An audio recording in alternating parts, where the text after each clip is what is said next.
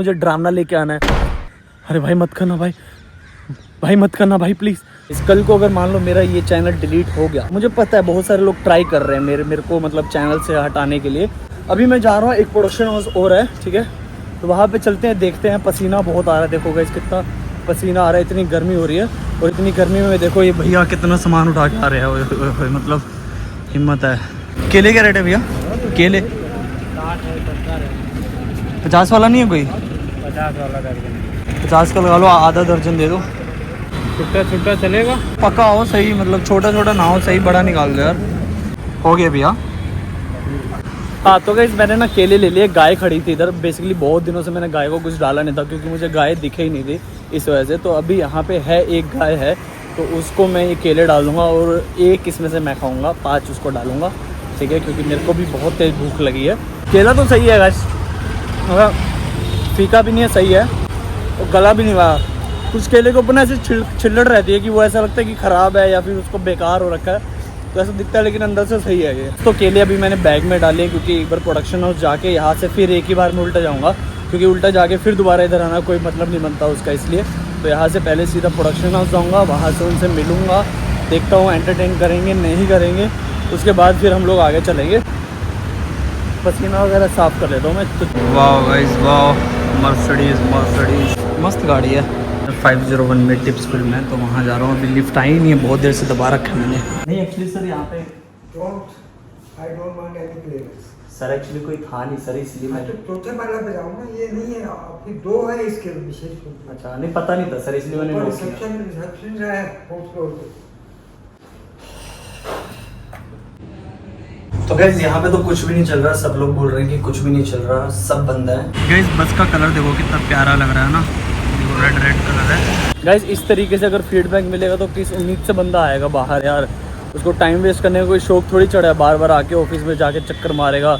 कोई कुछ बोल नहीं दे रहा, कोई कुछ काम ही नहीं दे रहा, और अगर काम कोई दे भी रहा है तो 1 डे 2 डे ऐसे चल रहा है। सारी ज़िंदगी 1 डे 2 डे करते करते ऐसे निकल जाएगी जैसे अभी तक निकली आई है। 1 डे 2 डे करके ना मेरा घर बनने वाला है, ना ही मेरा घर चलने वाला है, ना मैं खुद को पाल पाऊँगा, ना अपनी फैमिली को पाल पाऊँगा। क्योंकि मान लो 1-2 दिन का मुझे शूट मिला, मेरे को 4-5 हज़ार रुपये 3 हज़ार रुपये मिले, उसके बाद फिर नेक्स्ट शूट के लिए फिर दोबारा से वही स्ट्रगल।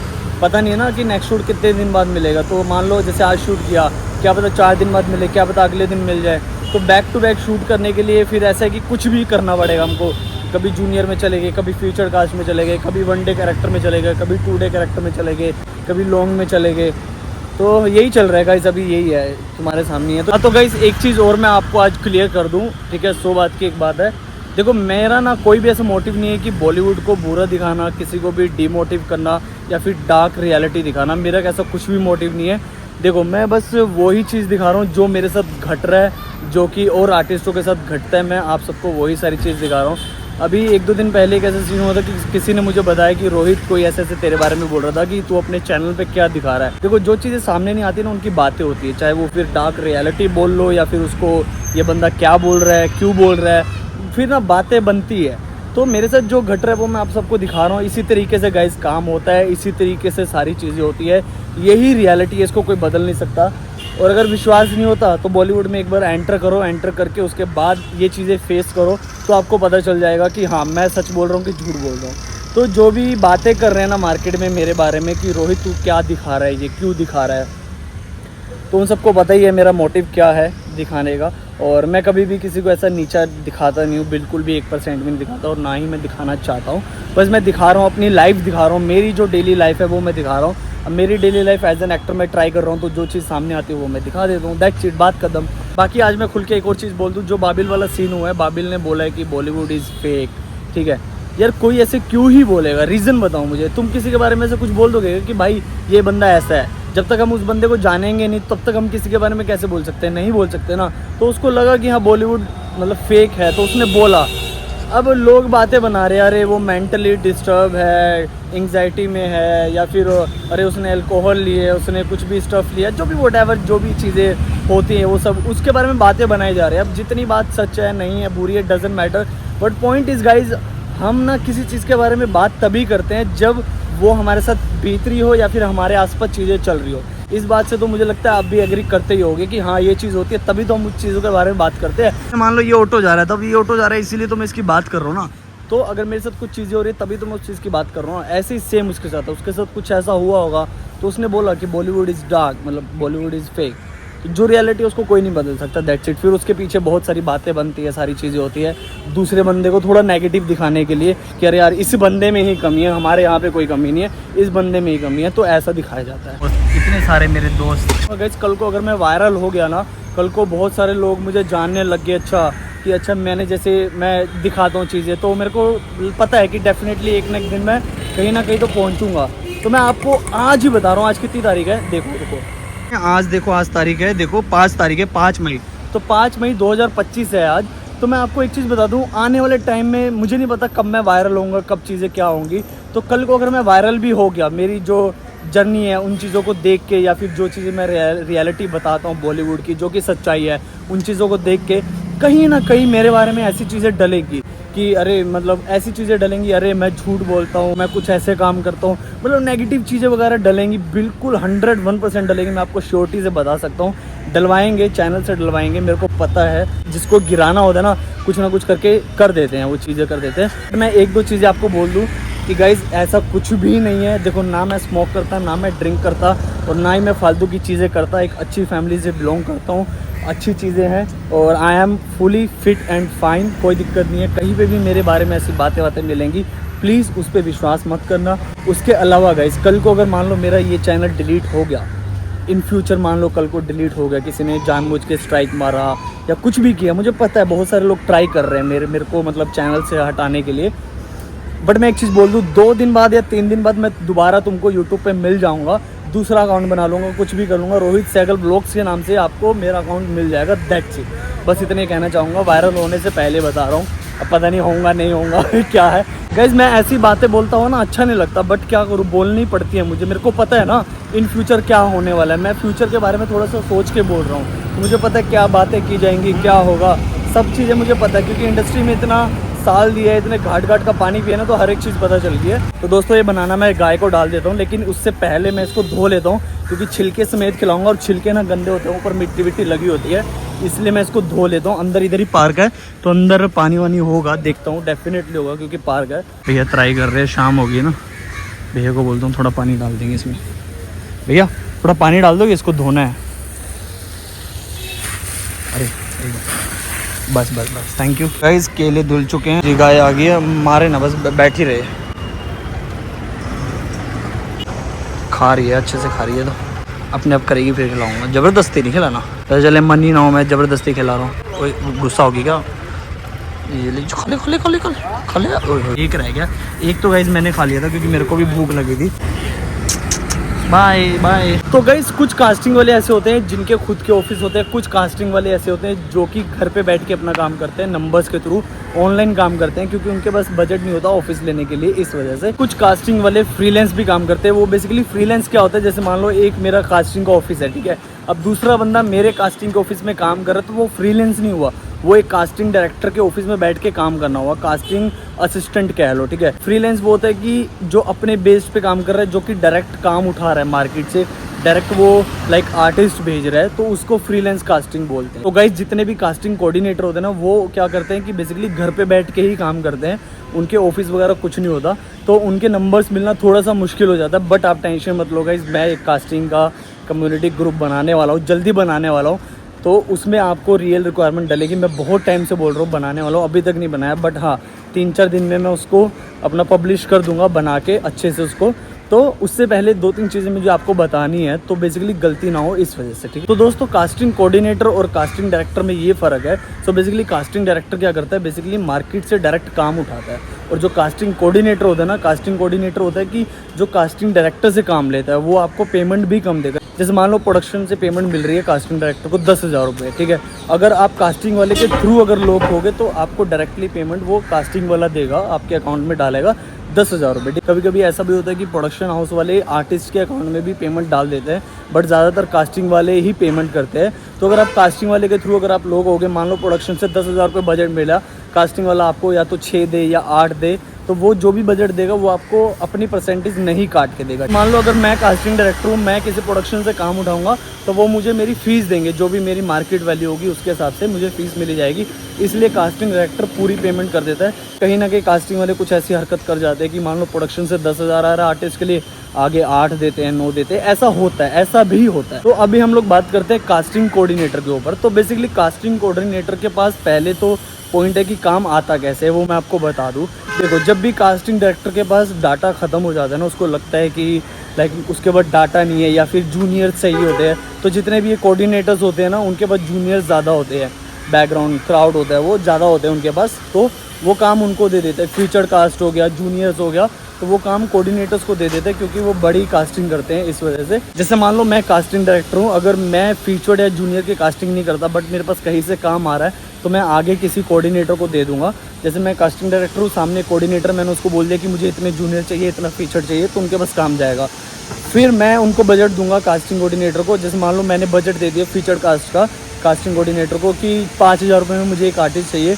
अब डिपेंड करता है कास्टिंग कोऑर्डिनेटर उसमें से कितनी अपनी फ़ीस मारेगा। पहले तो देखो 20% 25% लेते हैं कास्टिंग कोऑर्डिनेटर ज़्यादातर, और कुछ कास्टिंग डायरेक्टर भी हैं ऐसे जो कि लेते हैं 25%, कि मान लो 10,000 रुपये अगर आपका अमाउंट है उसमें से 20% या 25% हमारा होगा, ऐसा बोलते हैं। यहाँ से मैं अभी वापस जा रहा हूँ स्टेशन। और तो गाइज मुझे ना मिट्टी के बर्तन लेने हैं मेरे दोस्त के लिए, जो मेरे कौवे हैं उनके लिए, पानी वानी के लिए। गर्मी बहुत ज़्यादा है इस वजह से।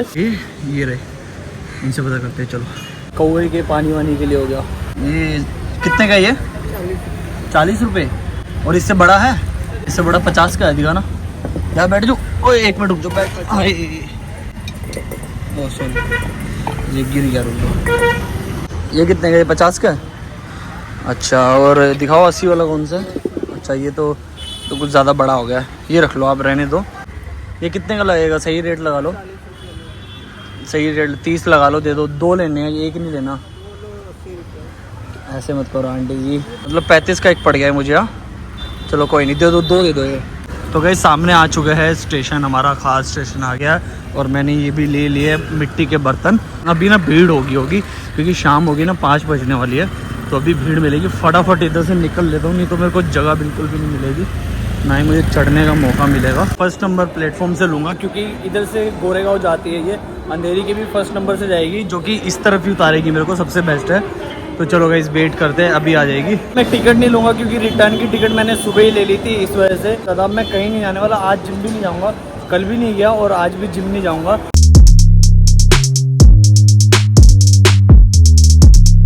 अंधेरी स्टेशन आ गया हूँ। चलो गाइस यहाँ से लेंगे सीधा, ऊपर नहीं जाना है, यहाँ से साइड से जाएंगे क्योंकि इसी तरफ ही उतर हूँ मैं।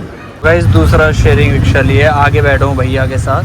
तो चलो गाइस यहाँ से चलते हैं, फटाफट पहुँच जाएंगे थोड़ी देर में। अभी जाम मिलेगा थोड़ा सा क्योंकि शाम का टाइम हो चुका है ना। देखो खुद ही देख लो आप, भीड़ हो रही है अभी। धीरे धीरे और ज़्यादा भीड़ हो जाएगी। टोटो कितनी आवाज़ कर रहा है ये वाला। मैं दीदी के लिए इडली वाला आटा लेने जा रहा हूँ, जहाँ पे मैंने लास्ट टाइम लिया था वहीं से जा रहा हूँ इडली वाला आटा लेने के लिए।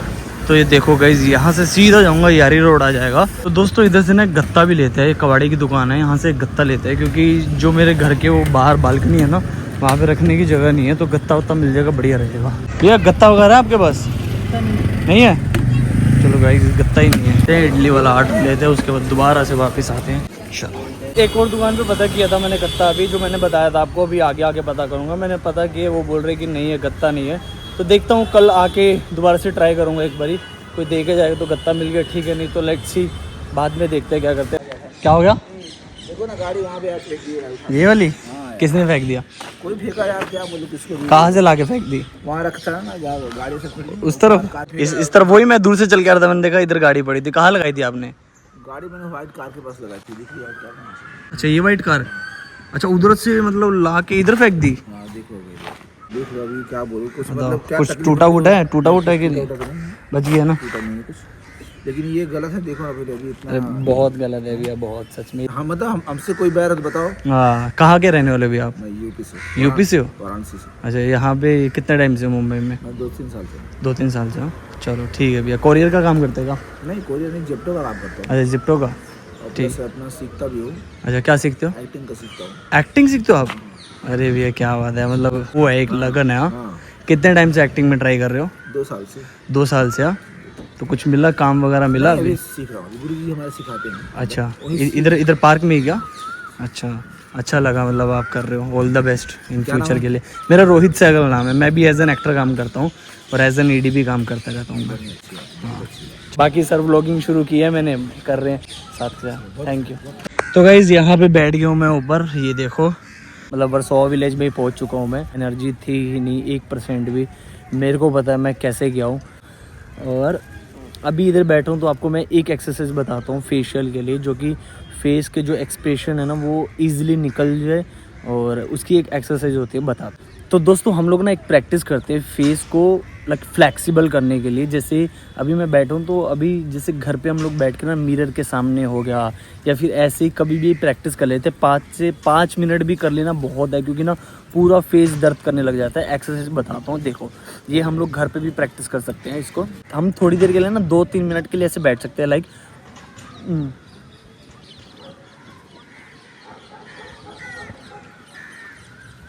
ये जो है ना, इसको हम लोग ऐसे चोंच बनानी है हमको। तो इससे क्या होगा कि एक तो जो लाइन पे भी फ़र्क पड़ेगा, और उसके साथ फेस थोड़ा ना स्ट्रेच वो होगा, लाइक खींचेगा ना जब फेस, तो फ्लेक्सिबल होना शुरू हो जाएगा धीरे धीरे। एक होगी, उसके अलावा ये हंसना, इससे क्या होगा ना, इससे ये जो खींचेगा ना, ये इससे फ्लेक्सिबल होगा फेस। जब स्ट्रेच होगा तो ऑटोमेटिकली वो लूज़ होना शुरू हो जाएगा। जैसे ये देखो, ये इस तरीके की एक्सरसाइजेज होती हैं। तो इसको हम लाइक 2 मिनट 3 मिनट या 5 मिनट इसको ऐसे कर लिया, 5 मिनट ऐसे कर लिया, 5 मिनट ऐसे कर लिया। ये जो लाइन है ना, इससे खींचती है ऊपर, देखो ये होगी। उसके अलावा एक एक्सरसाइज एक और हो गई, लाइक ऊपर मुंह करके, मतलब कुछ खाना है, चबाना है, लाइक ऐसे कुछ चबा रहे हैं हम लोग। आपने देखो होगा जितनी गाय भैंस होती है उनके ना जो फेस होते हैं ना वो लंबे होते हैं, और इधर से ऐसा पूरा शेप रहती है। क्यों? क्योंकि वो सारा दिन चबाते रहते हैं, इस वजह से। तो ऐसे हम लोग प्रैक्टिस कर सकते हैं।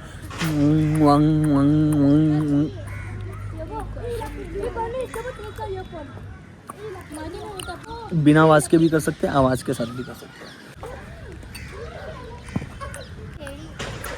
ये तो होगी हमारी इस चीज़ के लिए एक्सरसाइज होगी, जो इतना पोस्चर होता है हमारा, इसके लिए ये हमारी एक्सरसाइज हो गई। गाइस मैं यहाँ पे आके बैठ चुका हूँ, यहाँ पे आके बैठ गया। उस तरफ बच्चे खेल रहे थे, इस वजह से उधर से मैं इधर आके बैठ गया हूँ। लाइक हम हल्का सा कुछ भी करें तो वो पता चल जाए कि अच्छा ये बंदा ये कर रहा है। तो हम लोग ऐसे प्रैक्टिस कर सकते हैं। 5 मिनट ये भी कर सकते हैं, 5 मिनट हंस भी सकते हैं। तीसरी एक्सरसाइज जो है ना वो ये है गाइस,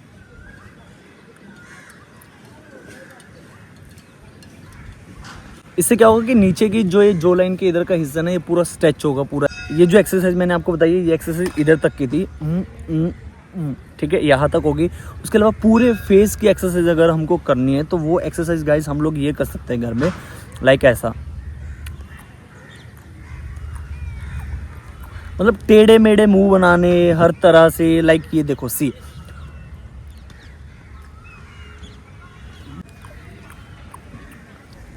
तो इस तरीके से हम लोग प्रैक्टिस करते हैं, पूरा फेस को इधर उधर घुमाना। इसको हम लोग वॉइस के साथ भी कर सकते हैं, लाइक ऐसा।